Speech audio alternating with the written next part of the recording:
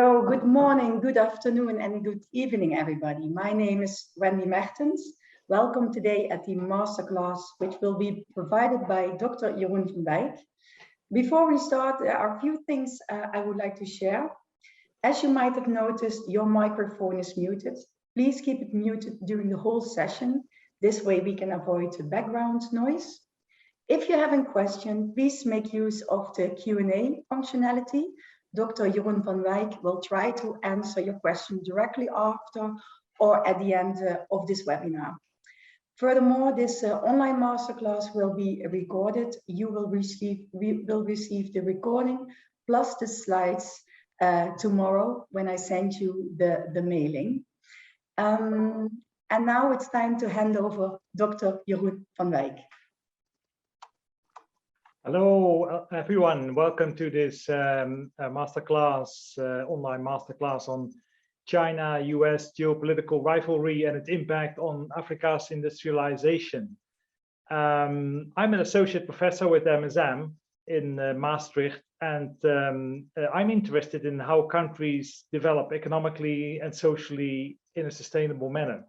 So what I do in this context is I conduct value chain analysis. I teach also value chain analysis, and I'm particularly interested in Africa-China relationships and how those relationships influence the value chains and value chain development in Africa. And my main research question then is to what extent do the Chinese investments and loans support Africa's industrialization? Now, this masterclass will be on a sub-theme of this broader theme, and especially on this China-US geopolitical rivalry. Now, let's focus. I just would like to jump immediately into the topic with my next slide. But before I do that, I just want to ask you, if you have a question, you can just ask that via the chat. So do interrupt me in that way. And should I miss the question, then Wendy will help me out and draw my attention to your question. But if you ask questions, that might, so the webinar becomes a little bit more interactive, which is also good, I think. Where's my next slide? Yes, here it is. Yeah, I just jump into the topic right away.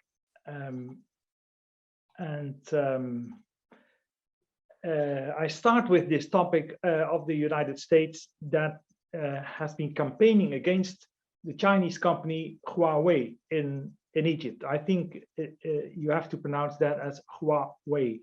That is my best Mandarin as I can get. In December 2020, so 8 months ago or 9 months ago, the US Undersecretary of State, Mr. Keith Krach, right on the picture, he visited Egypt for 3 days, and he invited Egypt to join the American Clean Network Initiative. And that initiative, that is a US effort to build an alternative telecom networking market that is not dominated by Chinese firms. And the reason of that network is that the United States would like to secure sensitive information from what was called malign actors. Now, read that he meant Huawei or the other Chinese multinational ZTE, or even the Chinese government. The US administration claimed that 40 countries and 60 telecom companies had already joined that initiative. And although it was, of course, an invitation, but it was also made clear by the US Undersecretary of State that joining the initiative would offer opportunities for investments in manufacturing by American and Western firms, which also means that if you would not join, that you might risk those investments. So that was the situation, and that, of course, is interesting, at least because Huawei has a strong presence in Egypt for over 20 years. Huawei has its North Africa Service Center based in Cairo, in Egypt, and it recently signed a memorandum of understanding to develop the 5G network in Egypt. 5G network stands for the 5th generation wireless network. So that is only a memorandum of understanding, but I mean, the intention was that, or is that Huawei is developing that network in Egypt. And the company also collaborates with the main player in Egypt, Telecom Egypt. Now, this US Clean Network Initiative that brings the US-China trade conflict right to one country, in this case, Egypt. And that poses a dilemma for the country because Egypt is a long-time ally of the United States, but it has also very good relationships with China. So this dilemma is actually my main point of this class. I really would like to to discuss the background of this, and in the end also what countries could do. And I hope that also is sufficient food for a discussion in the final 50 minutes that we have. I see there's a lot of chat questions. I just go through them, or I do it very quickly. How important is China's trade with sub-Saharan Africa? Well, the situation is that Africa is not so important for China. There's only, I think, 4% of the trade goes to Africa compared to others. But China is obviously very important to African countries. Although there is a huge difference. I mean, I'm talking about Africa, and as you will see, I will focus on specific countries. Africa has 54 countries, and every country is different. So I speak of Africa with a little bit of reluctance. I just let me see whether there's another question here. No, not yet. So I move forward.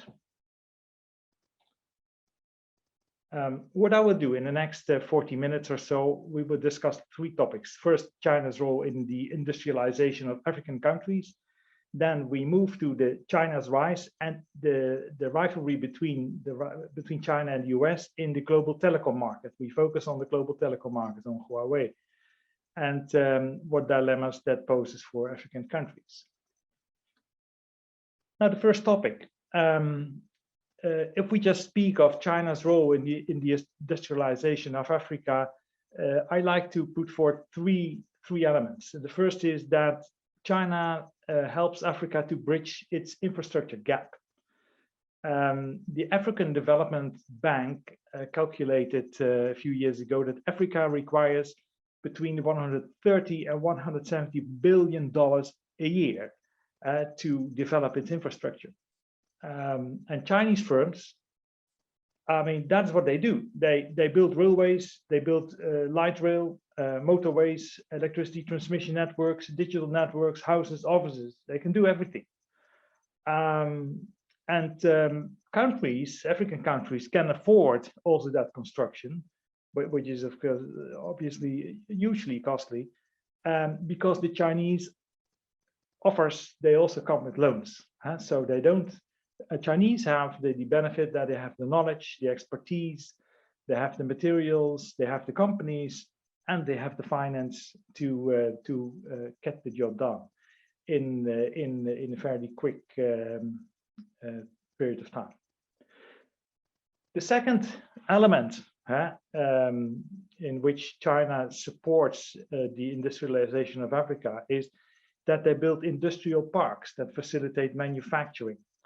And there's another word for industrial parks is special economic zones or export zones. And they're built to attract foreign investors that invest in manufacturing facilities. Usually there's a geographically delineated area, usually fenced. There's one single management. There is a beneficial regulatory regime for the incoming investors. Companies try to attract foreign investors with fiscal incentives. There is improved infrastructure in that area, so there's better internet, better electricity than elsewhere in the country. And the condition is that most of the manufactured goods need to be exported. A special economic zone is really to manufacture and to export, to boost the export of a country and to create jobs. Now, if we look to Ethiopia, the green country on top right of the screen. sorry, the orange company, obviously, so on top right of the screen. Ethiopia is a very poor country. It lacks the structural change from an agrarian to an industrial economy. So most people still work in agriculture, and those people, like as elsewhere in Africa, if people leave agriculture, only 20% of the farmers go to an industry. So they find a job in an industry.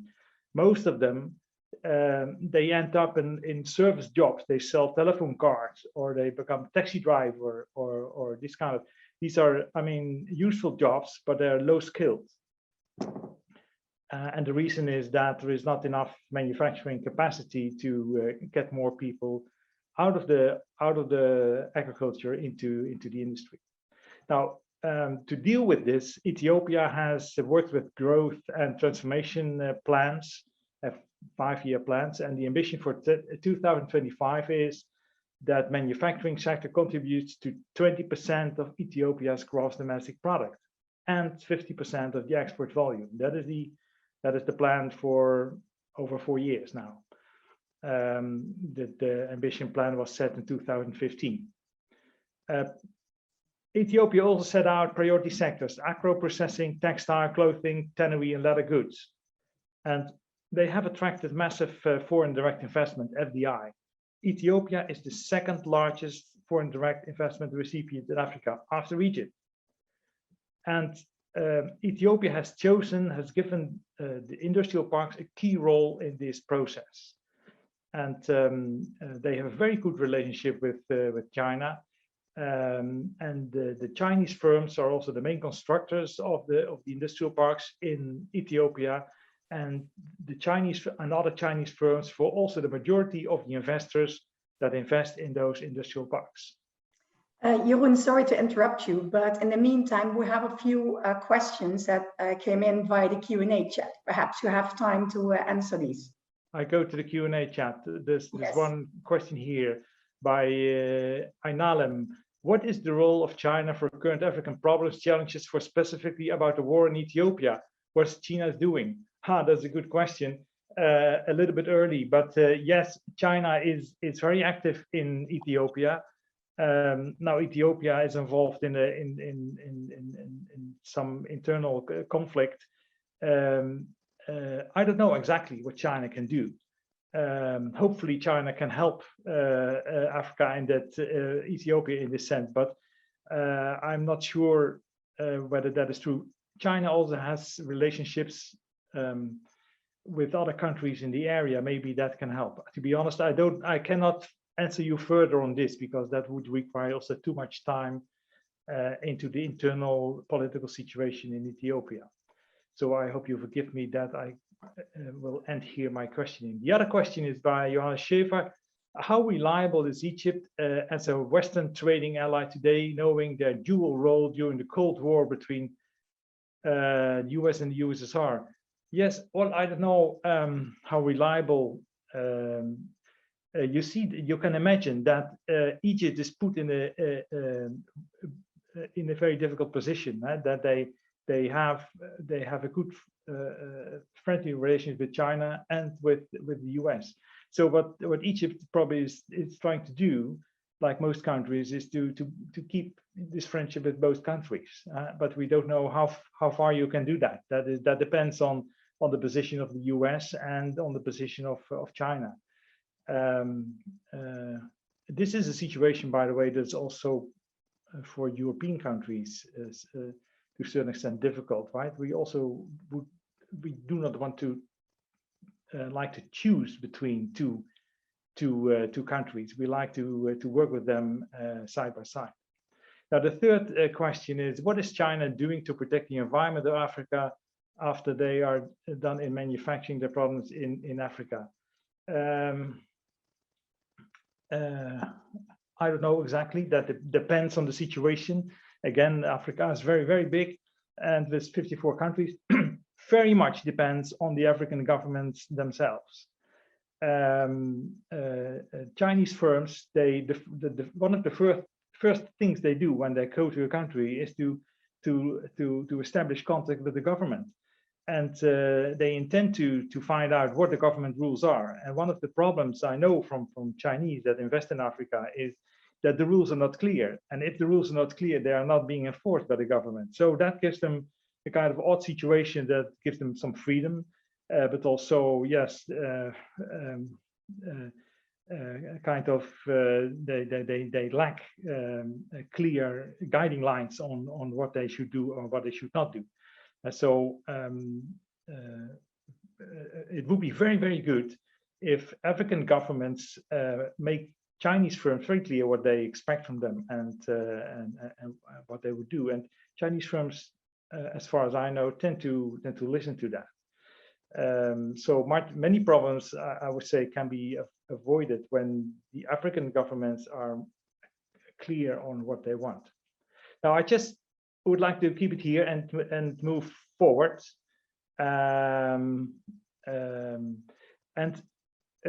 We talked about the industrial park strategies or the special economic zones. Now, Ethiopia has a very specific strategy in this.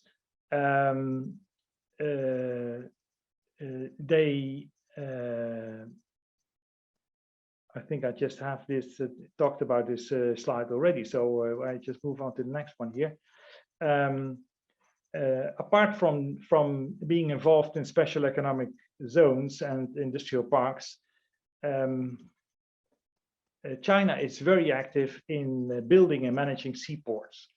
I just show you the next slide immediately here to give you an example in the case of Ethiopia again. So we see here, this is Ethiopia here, and this is Djibouti, which is an independent, different country. But Djibouti has a harbor, and Ethiopia is a landlocked country.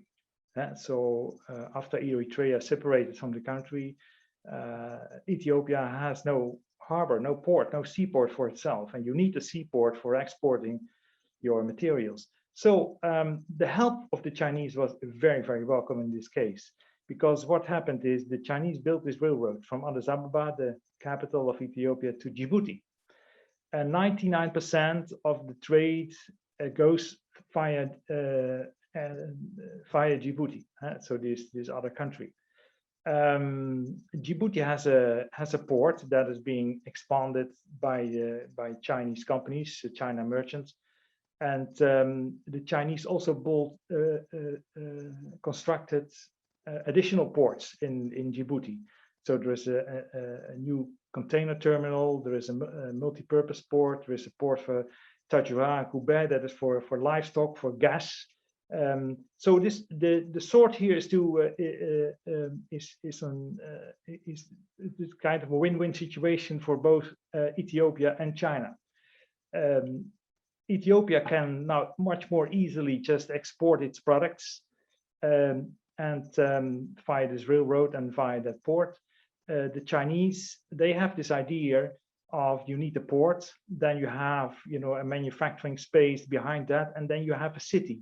That means that they build this package in other countries, so they have a port, they can export the materials that they just import from this country or that they produce in the industrial parks that they also build by themselves, and they use the labor in the cities behind that.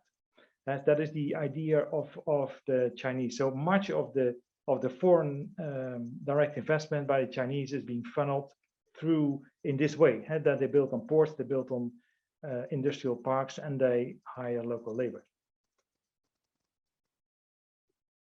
Now, what can we say about we go very fast, obviously, but what can we say about the Chinese contribution to the Ethiopian economy? On the one hand, the Chinese products and investment generally fit the industrialization strategy of Ethiopia. That is very important. Ethiopia has a very well-defined industrialization strategy, and the Chinese investments fit in that plan.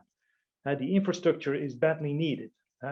In terms of infrastructure, Ethiopia is in the lowest category of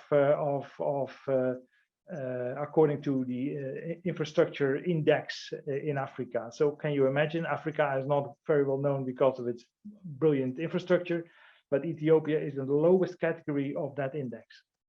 So all those railroads, all those investments are badly needed. Foreign direct investment is in industrial parks, the Chinese FDI, and in the priority sectors and the sectors that Ethiopia government has set as a priority. And there's also a lot of Chinese foreign direct investment in the construction sector because they built a lot, the Chinese, so they need a lot of construction materials. So in this case, that reduces imports and that increases the local production of those materials. The Chinese firms hire in Africa on average 80 to 90% of labor locally. That is in contrast to what we very often hear, that the Chinese bring their own labor. And that might have been so 15 years ago, but there is now several very good research that has been published and that come to different conclusions. And they say, no, it's really the far majority of the labor is being hired locally. And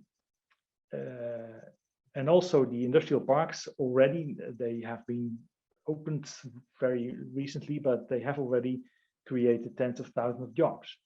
So that is on the one hand. On the other hand, of course, there is some limitations in terms of the backward linkages between multinationals and local suppliers. That is very limited. So the Chinese companies, they do not source locally very often. And the reason is that they cannot get the right qualities or the right prices or the right conditions for the products that they need. One exception is Huawei, which is a very big shoe manufacturer that is based in Ethiopia.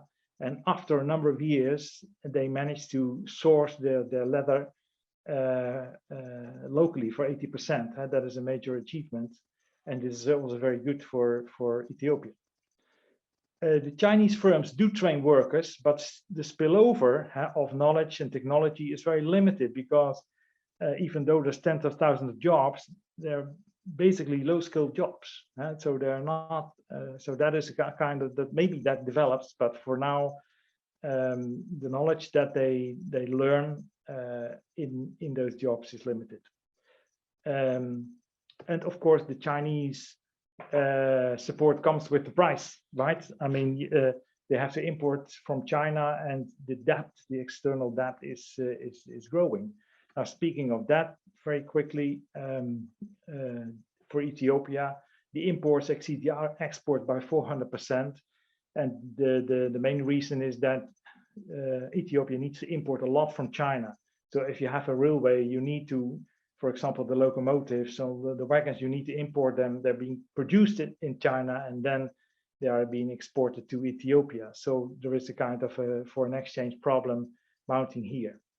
Another thing, and that is a topic that is you find many publications about that, is the increasing debt burden, and that is partially caused by the Chinese loans. But it is not so that the Chinese investments and loaning to Ethiopia are the main cause of this problem for Ethiopia. Ethiopia, according to the IMF, Ethiopia does face a high risk of external debt distress, but the Chinese loans form only 30% of all external loans. Now, 30%, 35% is still a lot, right? But it is not 70 or 80%, for example, in the case of Djibouti, which is a very small country and also has a lot of Chinese construction in its port, and the situation for Djibouti is different. Jeroen, yes. May I interrupt you again? We yes. have a few questions. Are you able to answer them now, or do you prefer to do it at the end? I just go to two questions. Yeah. Why Ethiopia ranks so low in terms of infrastructure? Well, the question is that Ethiopia has gone through major problems in the past 30 years. So it is a very, very poor country, and infrastructure-wise, there is a lot of work to do. It is really a poor country. That is the main cause. Will the African countries follow the same steps as Ethiopia? Well, that is, of course, a little bit of the limitation of my presentation. I give some examples about Ethiopia, and every country is different. So you really need to take into account the conditions of other countries to see to what extent they can use models or Ethiopia as an example. I would say that the industrial parks are I mean, they're not a golden bullet, but they are interesting model to be followed by other countries, and I think many countries do that at the moment. I move on, otherwise I cannot make my point here because this is only. So we need to go to this one, the China's rise and its rivalry with the US in the global telecom market. Now, I like to mention two things here when we talk about the rise of China. The first is the Belt and Road Initiative, or the new Silk Road. And I suppose most of you have heard of that or have read about it or know a lot about it. So quickly, this is was published in 2013, and the Belt and Road includes a Silk Road Economic Belt Initiative. There's an overland road from specifically West China all the way to Europe, to Western Europe, and a 21st century maritime Silk Road. That is the maritime road, so that all the sea routes from China to Africa and to Europe. And the Silk Road refers to this east-west trading routes from Europe to China prior in the 16th century. So there's also a way of China to refer to its glorious past empire. Now, the aim of this China of this initiative is to create a China-centered land and maritime infrastructure network that expands China's economic and political influence in Asia, Africa, and elsewhere. It was originally meant only for Eurasia, and then Africa came along, and now you see that there is also a lot of activities in Latin America. Now, as from now, there was the latest publication I saw, almost 140 countries have joined the Belt and Road Initiative, so a lot of countries. And it is really the master project of President Xi. This is really his project that he wants to let fly. Here is another map that you see the brown parts here, the brown routes. These are the overland routes from China to even to London, and the blue lines are obviously the sea routes.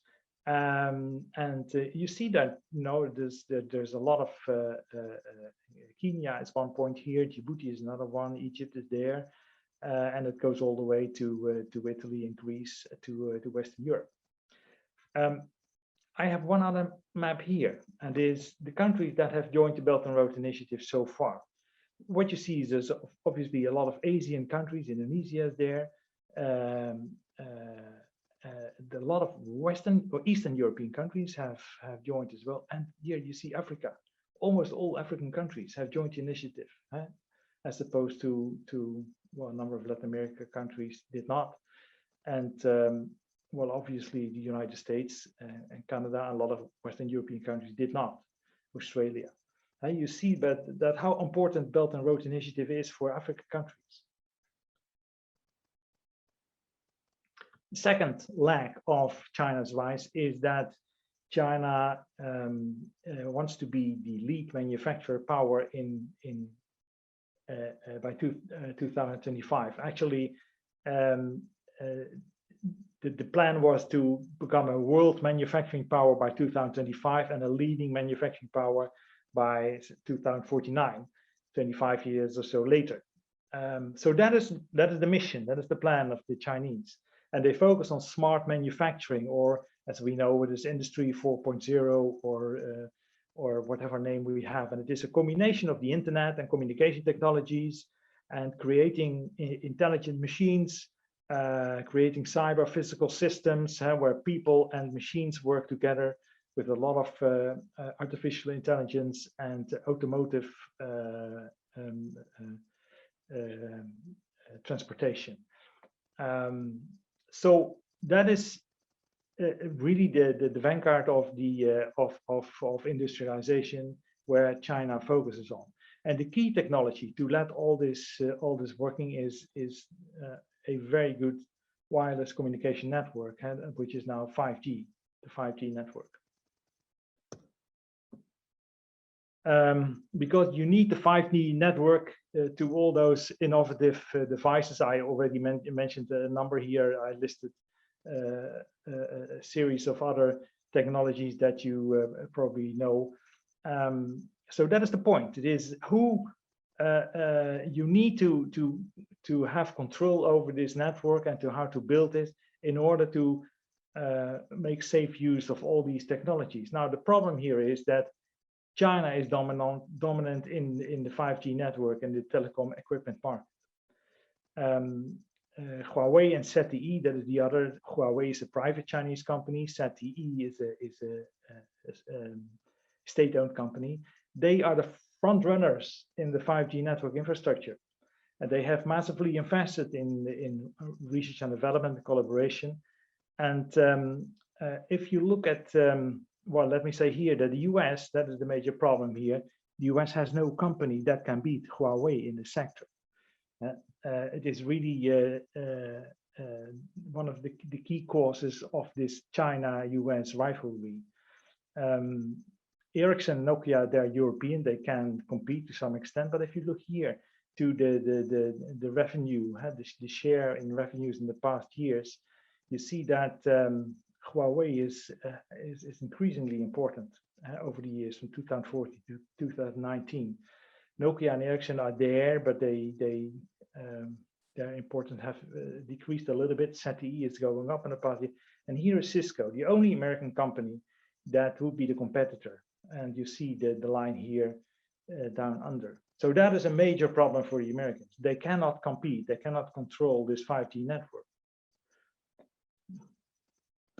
But there is more.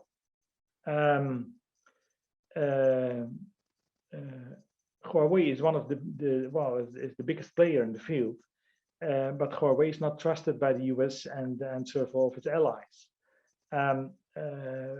We all have known the revelations of Edward Snowden a number of years ago, so we know what Western agencies, how they monitored and spied on international internet communication. And the irony actually is that Huawei is now shunned by the US and its allies out of the concern that Huawei is capable of doing the same.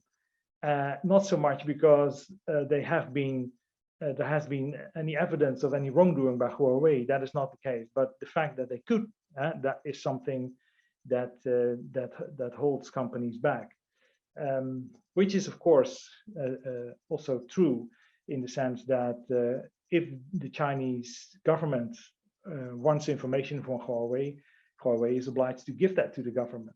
That is also a fact by law. The third topic here, so that's the third concern, the third reason for I mean, this is not an exhaustive list, but these are some important factors that play a role in this rivalry, is that China is developing its own digital Silk Road. So that is a kind of a spin-off of the Belt and Road, a digital Silk Road, and it is a line, a submarine cable, at least from Pakistan to Europe, France, Marseille, and to Africa as well. So this is a submarine cable, and that connects China with Europe and Africa. And the whole crux here is that so far China dependent on lines that were controlled by Western organizations or by Indian firms, and now they have their own cable to connect with other continents. So what they call the Pakistan East Africa Connecting Europe peace cable. This peace cable is exclusively managed and supervised by Chinese companies. So they have they are becoming, it's not ready. I think this track from Kenya to South Africa that is due for the coming years. But they're working on this, and I think they have already reached France. But this is really something that will raise the independency of China in the internet sphere. I will look to a number of questions here. I just picked them out because there are too many. C. Kelvin Brown, with the rumors of the so-called new colonialism of China controlling Africa, what is China's own idea of waiving African countries' debt in making sure that China-African is better, or is the win-win?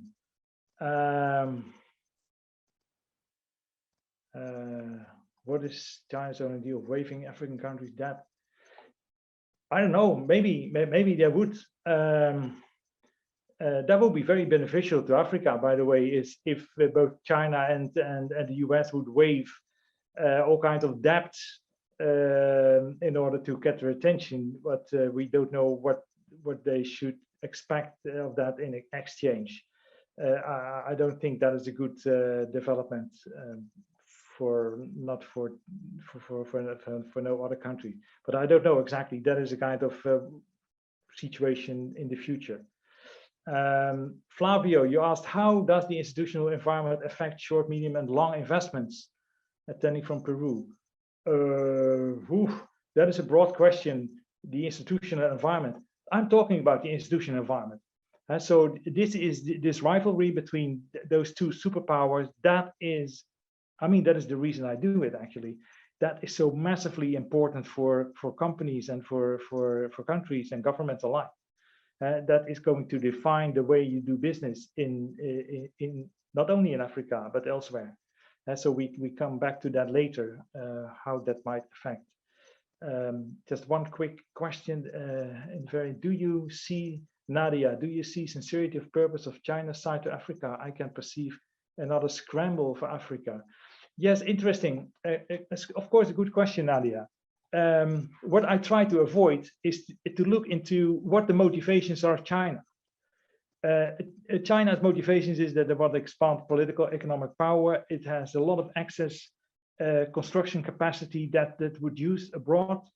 And there may be many other considerations. But what I do in my research is to see how does it end up in Africa? If you are an African country, and you get these offers from China, to what extent can you use it for your own plans? And to what extent, so what is the cost and what is the benefits? That is how I do it. So I'm not so much interested in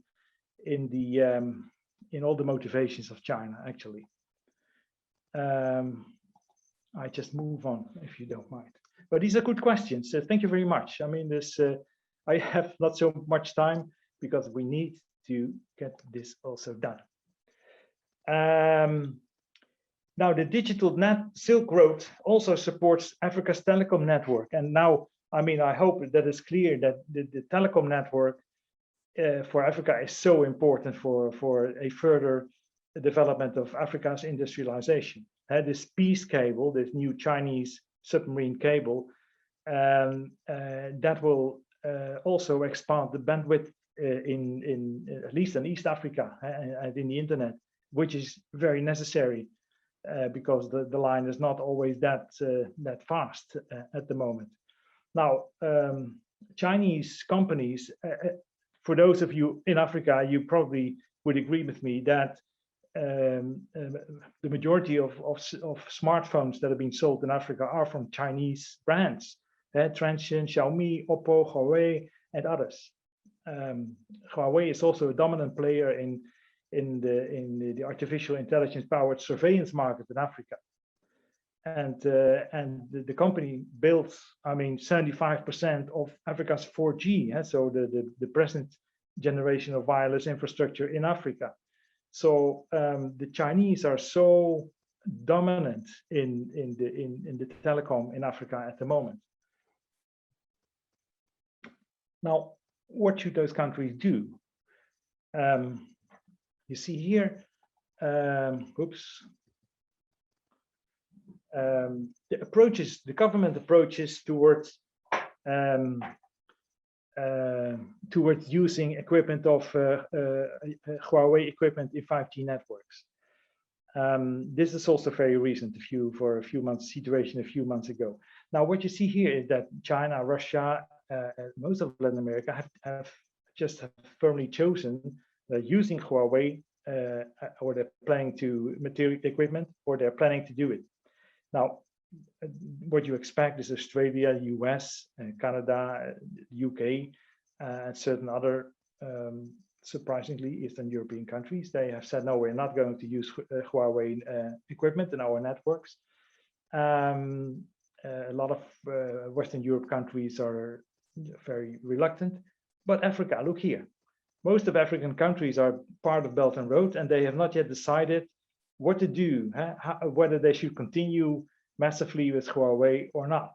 And we can understand why, because it is, they want to see what is going to happen. This is really a dilemma for those countries that so much depend and so much rely on China's construction work and other investment, but also would not like to lose their relationship with Western countries in the US. This is my final slide. What is the potential impact on Africa's industrialization? I hope you do not expect the clear answers from me, because I don't have them. But what I know is the following, that we might end up in a fragmentation of the internet and of the telecom infrastructure. That would be a possibility. So then we end up with one Chinese-driven and one Western, US Western-driven telecom network, and both are driven by their own standards and complying to their own data governance models, because that is important. What are you going to do with all that data that goes through those servers? The Chinese data governance models, and the Chinese have very sophisticated models for this already, in contrast to Western countries. They have, they know what they want in terms of cybersecurity, privacy protection, and online content. The question is, to what extent is that acceptable to African governments? If we look to Senegal recently, that opened a data center that was built by Huawei, and Senegal also copied at least some of the Chinese data governance models. For instance, this one, that they required all servers to be placed within the country, so within the territory of the country, so that the government ultimately could monitor and control the information that is passing its servers. That is very different from the situation that we have, for example, here in Europe or in the Netherlands. I have a Dropbox account, and so all my hard disk information is somewhere in the Dropbox. I don't know where the server is. It might be California. It might be in this country. It might also be in Asia or in South Korea. I don't know. So according to if you would follow the Chinese models, all the servers should be placed in the Netherlands, from my point of view. Yeah, the question is whether you want that. Another dilemma for countries and industries, if you continue to use Huawei equipment, so South Africa has chosen for it now, and Morocco and Mozambique, will they be blocked from intelligence or political interaction networks with the US and Western countries? I don't know. Will this dominant position of Huawei in Africa's telecom market reduce the opportunities for those countries to attract foreign direct investment from Western multinationals? Because they would say, well, if I'm going there, I mean, my information might be shared with, with the network, the Chinese-driven networks, which are not secure. So we don't want that. Or will there be a digital decoupling of international supply chains? So do companies, do you need to operate with two separated telecom networks and data governance norms? That one is, for China and its allies, and the other one is with US and its allies. So, I mean, that is hugely complicated for any company and for governments alike. Now, this is what I wanted to say to you in this class. I hope at least I have drawn your interest to this topic, and that I made references to publications so you can see, you can check it out for yourself. I'm just, Wendy, I think we should go to the question and answers, right? Yes, indeed. There are a few questions still left in the Q&A chat. I go to the Q&A chat here first then. Arisha, your question is, how is Ethiopia planning to pay off the debt? Yeah, that's a very good question, obviously. So they have to, because these are loans. What is important here is that all these investments are made not in fancy, well, most of them are not made for fancy projects, but are made for infrastructure. So the railroads, the ports, the industrial parks. So what is the idea is that companies go there so you can earn money, you can collect taxes as a government, and with those taxes you can just pay back your loans. That is the idea. But of course, that is not so easy. You have to have your tax system in place. You have to collect it. I know from the rail way from Addis Ababa to Djibouti, for example, that in the first year, you know, the train was irregular. The pricing system was not okay. So they could not earn anything. There was no profit in the first years. So you need to make this line profitable. So you have to earn money from that line, and then you can pay back. But it takes time. That takes years.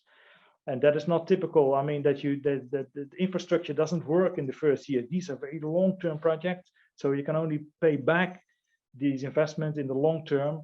And that is not only for Ethiopia an issue, that also for European and North American countries, that is always an issue. But that is the way. You should earn more money, you should increase your GDP, and then you have some money to pay back the loans. Lucas, should Europe act united and take a more active role in Africa to compete with China? The first part, I fully agree. Europe should act more united. Yes. I don't know whether we should compete with China. I think we could also, that would be very interesting for African countries, because there's a lot of alternative plans, alternative to the Belt and Road. And recently, last week, I think the European Community Union came with a plan for the global gateway, I think they called it. So that is should be an alternative to the European Belt and Road, what you can say. And they would like to discuss that in Africa in next year, beginning next year, when they have their meetings with African countries. Hugely interesting for African countries, if there is the European Union also prepared to come up with a good plan, and also with funding to support Africa in infrastructure development. So let's see how that works out. The observers that I read, many people say, well, these are nice words. We have also a Blue Dot initiative. We have also the Build Back a Better World initiative that is being presented by the US and Australia. And these plans are interesting, but there is no money involved. So it is the question whether there's also a funding trail that is backing up those plans. So that is really to be seen. Arisha, your question is, are African countries getting any kind of advantage because of the rivalry between China and America, like getting better deals at lower rates? Yeah, maybe. I don't know. So far, I don't see an advantage. I only see disadvantages here at the moment. So what you would like actually is that the heat of the rivalry is cooling down a little bit. That will be the best also for Africa. But yes, in the sense what I say, that the Americans and the Europeans feel that China is becoming so important in Africa that they feel the need also to invest more in the countries and in projects that that meet the priorities set by the African governments. Another question here. This is Aboni. I personally loved how China picked up and grew very fast in the major sectors of industrialization and development. My question is, why are many of the products substandard and get spoiled very fast? Well, Aboni, that is, I don't think the Chinese products are substandard. I mean, I wouldn't call the Huawei infrastructure substandard. It's top of the bill. No, the Chinese can produce. The thing is, the Chinese produce anything that you want. So what they do is they look to the market. They see, you know, I have to make shoes, but people can only afford $5 for a shoe. Then they make shoes for $5. So these are not the best shoes you can buy, you can imagine, but they're shoes. And but the Chinese also manufacture shoes that are, you know, for the top brands in the world. And these are the finest shoes that you can find, but these are more expensive. So Chinese have a fine nose for markets and for prices, so they can make any product for any price range. Are these Chinese loans to African nations merely a form of debt trap diplomacy? Yeah, that is this. The debt trap is very often discussed. It was brought forward by American researchers, by the way, or politicians. I don't think there is a debt trap. There is a risk that you loan too much from one country.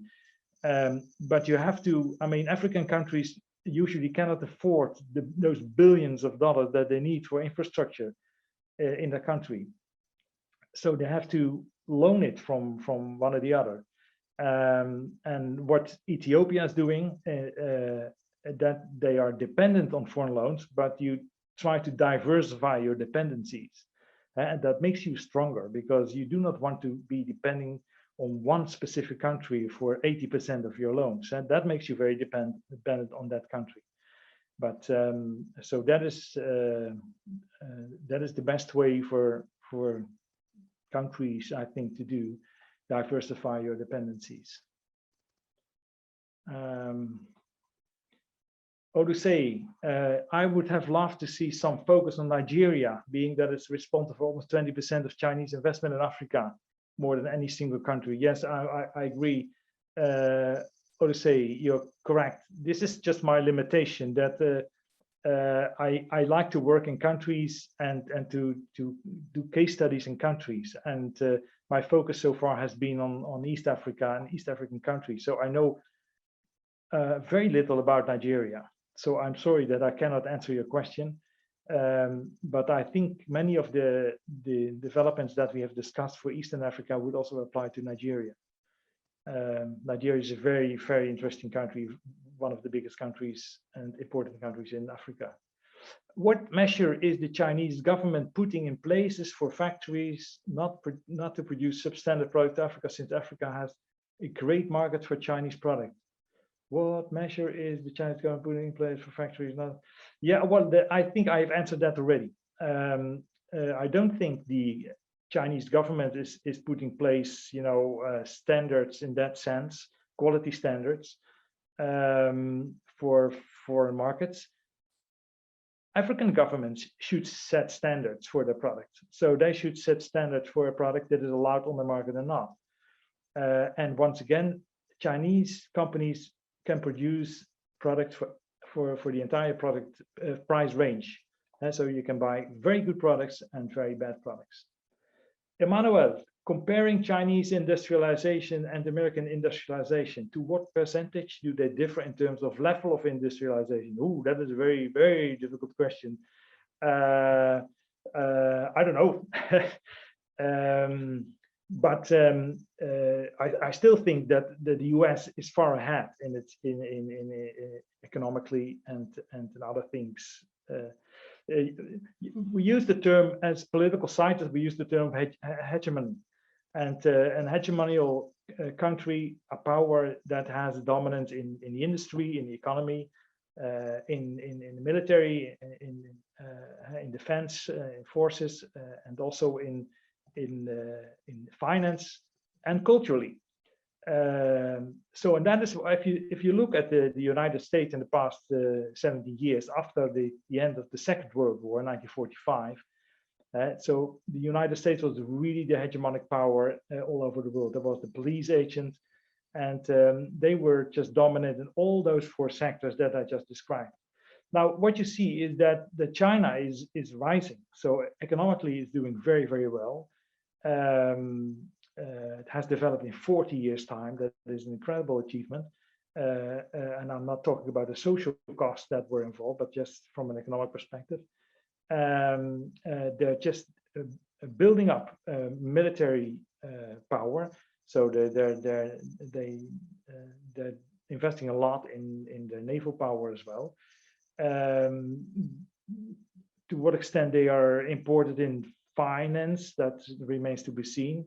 And also culturally, that is also interesting. To what extent, you know, the Chinese also gave a lot of, or exported a lot of their anti-COVID vaccines to African countries, which of course is great, that you're being supported by China in your healthcare. But I'm not so sure whether culturally the Chinese are so powerful that if we were in Africa or in Europe, we are going to listen to Chinese music, or just embracing, you know, the cultural ideas in China. That is remain to be seen. I mean, the Communist Party is, of course, the central power in China, and also President Xi is just trying to become more stronger and stronger in China at the moment, and that is, of course, for liberal democratic country, that is kind of, I mean, really far away from what we're used to and what we would actually like to see in our countries. So I don't know whether China really can take that place of the United States in the coming decade. Let's see what that means. Are African countries investing in education? Yes, they do. I mean, actually, there should be an African person here to explain that, but they do. They could do much more. Obviously, there's a lot, especially for collaboration. If institutes work together with the private sector, work more together with the government, and look at, you know, what the market wants, what type of capabilities.